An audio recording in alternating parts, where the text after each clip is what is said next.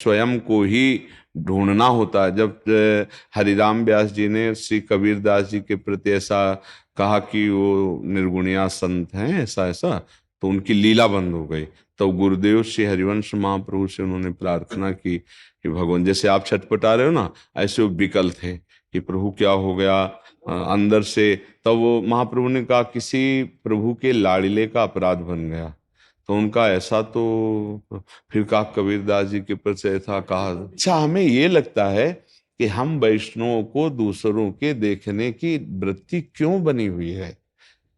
तेरे भावे जो करे भलो बुरो संसार, नारायण तू बैठ के अपनो भवन भुआल।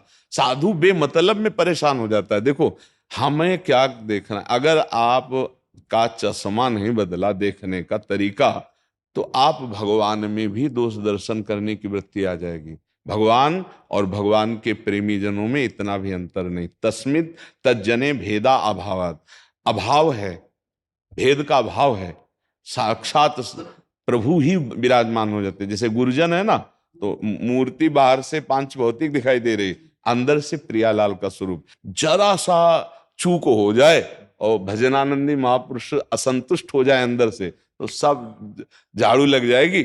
हाँ, झाड़ू लग जाती है। तो हम अपने लोगों को क्या करना है कि सब में भगवत भाव करना है।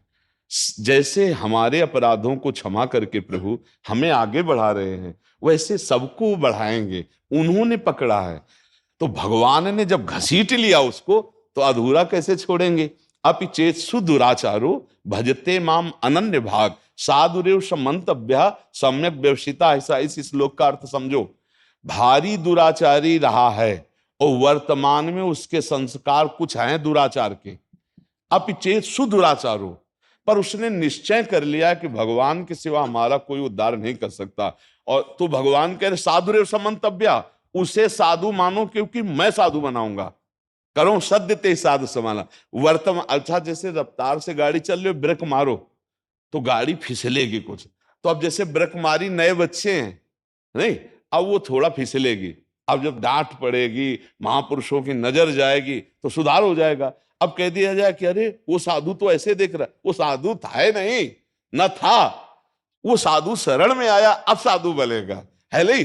पागल के अस्पताल में भर्ती हो गया तो इसका मतलब ठीक ही थोड़ी हो गया है। वो तो पागलपन करेगा, अब इंजेक्शन लगेंगे धीरे धीरे धीरे। तो हमें क्या करना है, हमें ये देखना है अरे कितना भाग्यशाली, ऐसे लक्षणों वाला संतों से जुड़ गया, अब तो मंगल हो ही जाएगा। हमें दोष दर्शन नहीं देखना, क्योंकि वो अभी अभी संसार से निकले।